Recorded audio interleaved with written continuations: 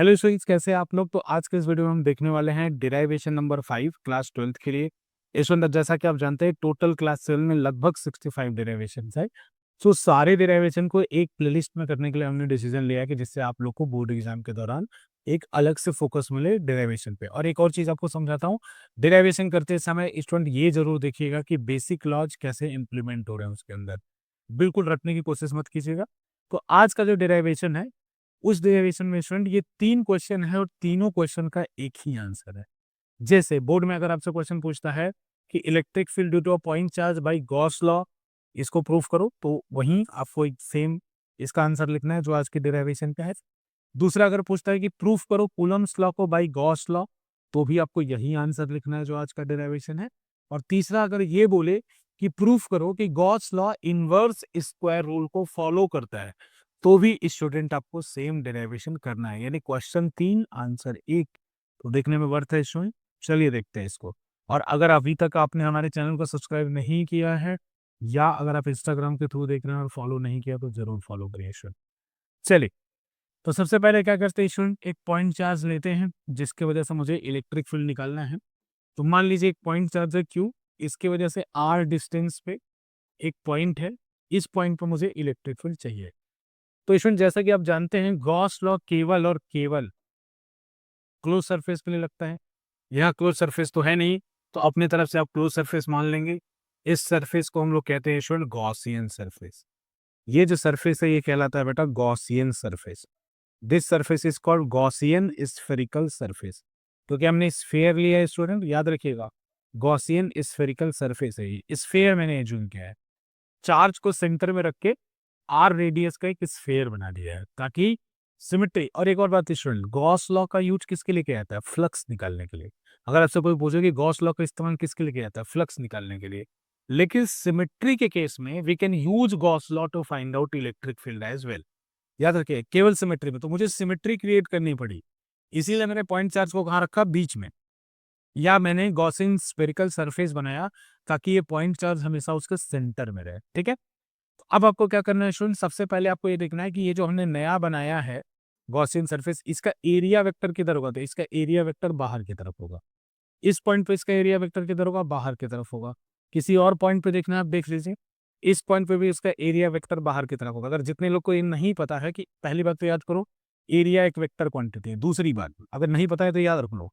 दूसरी बात student, area अगर वेक्टर क्वांटिटी है तो उसका डायरेक्शन क्या है? हमेशा अगर कोई 3D ऑब्जेक्ट है तो उसके perpendicular to the surface in the outward direction. Surface के परपेंडिकुलर, जैसे ये देखिए, ये यहाँ पे पैनल है, ये डिजिटल बोर्ड है।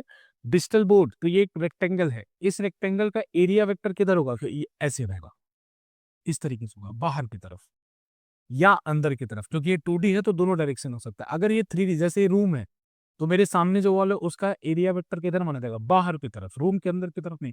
मेरे पीछे जो वॉल है इसका एरिया वेक्टर किधर माना जाएगा? बाहर की तरफ।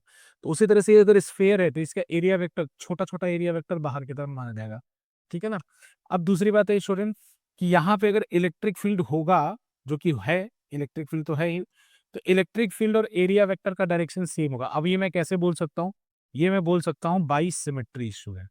इलेक्ट्रिक फील्ड और एरिया वेक्टर का डायरेक्शन, तो कि इलेक्ट्रिक फील्ड चार्ज से आउटवर्ड जाता है और एरिया वेक्टर भी चार्ज से आउटवर्ड जा रहा है, तो इलेक्ट्रिक फील्ड और एरिया वेक्टर के बीच में यहाँ पे एंगल हमेशा क्या बनेगा? 0। तो चलिए अब वही पुराना, फटाफट गॉस लॉ लगाते हैं। ये ड्राइंग बना दीजिएगा, थोड़ा सा खुश खुश हो जाएगा एग्जामिनर। अगर आप 2-3 जगह इसको नहीं बनाना चाहते तो बस एक जगह दिखा दीजिएगा, जैसे मैंने पहले वाले में दिखाया था। वो तो मैं समझा रहा था तो 2 जगह बना दिया। ठीक है, अब इसे लिखिएगा by applying Gauss law. By applying Gauss law. और देखिए कोई भी शॉर्ट फॉर्म नहीं लिखेगा।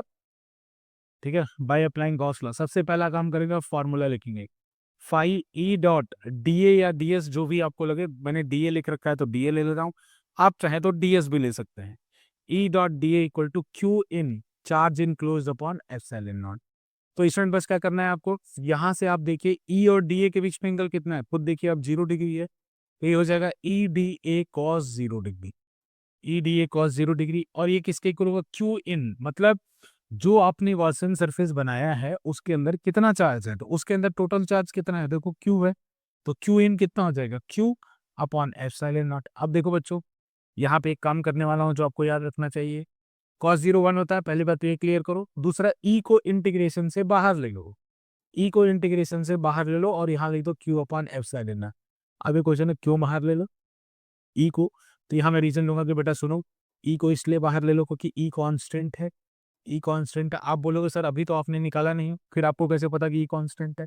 तो मैं बोलूंगा कि अभी जो मैंने गॉसियन सरफेस लिया है उसके हर एक डीए के लिए, जैसे ये वाला डीएलओ चाहिए, ये वाला डीएलओ चाहिए, ये वाला डीएलओ, सबके लिए ई की वैल्यू सेम होगी। क्यों? क्योंकि ये सारे डीए जो हैं वो सिमेट्रिकल है, सिमेट्री है इनमें। तो यहाँ लिखोगे ई इज कांस्टेंट, कोई बोलेगा कैसे, तो लिखोगे बच्चों नीचे ये भी लिख देना बाई सिमेट्री। ई कांस्टेंट हम जानते हैं, लेकिन कैसे जाना हमने कि ई कांस्टेंट है? बाई सिमेट्री जाना, ये आपको लिख देना कि बाई सिमेट्री जाना। अब आप क्या करेंगे स्टूडेंट, इंटीग्रेशन क्या करता है, जोड़ता है। ये इंटीग्रेशन क्या करता है, जोड़ता है। तो अगर इस सारे छोटे छोटे डीए को जोड़ दिया जाए तो इस स्फीयर का टोटल सरफेस एरिया बन जाएगा, क्योंकि बच्चों इंटीग्रेशन का काम है ऐड करना, सारे डीए को जोड़ देगा इंटीग्रेशन, तो इसका टोटल सरफेस एरिया बन जाएगा। तो छोटे छोटे डीए को अगर इसने सम अप कर दिया तो टोटल सरफेस एरिया बन जाएगा E into 4 pi r square, r इसका रेडियस है, and that is equals to Q upon epsilon naught. Question दीजिए वही फॉर्मूला जो आपने गॉस लॉ, कूलम्स लॉ से पढ़ा था इलेक्ट्रिक फील्ड का, due to a point charge, वो आपके सामने आ जाएगा। Q upon 4 pi epsilon naught को एक साथ रख लीजिए, क्योंकि बच्चों आपको पता है ये के होता है 4 pi epsilon naught into r square. ये वही वैल्यू ऑफ इलेक्ट्रिक फील्ड है जो आप कूलम्स लॉ से निकालते हैं, है ना, यूनिट मतलब चार्ज को टेंडिंग टू जीरो करके आप निकालते हैं। तो यहाँ से भी प्रूफ हो गया, तो हो गया कूलम्स लॉ गॉस लॉ से प्रूफ। और एक और बात पता चला यहाँ की ई और आर स्क्वायर दोनों इनवर्स रिलेशन में है, तो ये भी इससे प्रूफ हो गया कि Gauss law inverse square rule को फॉलो करता है। और पहला वाला तो हो ही गया, जिसके अंदर मैंने आपको ये बताया था कि पॉइंट चार्ज के कारण electric field of Gauss law से निकाल दीजिए। तो स्टूडेंट ऐसी चीज़ों को देखने के लिए हमारे चैनल को सब्सक्राइब जरूर करें, और अगर आप इंस्टाग्राम के थ्रू देख रहे हैं तो आप हमें फॉलो करें, इस तरह की चीज़ें आपको उस पर दिखती रहेंगी। Thank you.